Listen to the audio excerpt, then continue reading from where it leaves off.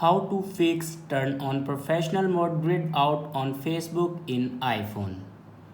So let's start the video. First of all, open Facebook and then open your Facebook account.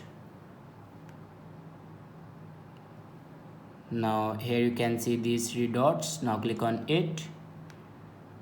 Now here you can see the option turn on professional mode, but it is grayed out. And if you want to fix this problem, then click on unlock profile and then click on unlock your profile. After unlock your profile, then again click on these three dots, and here you can see turn on professional mode is not grayed out. Now click on it. Now here you can turn on your professional mode. I hope this video is helpful for you. Thanks for watching.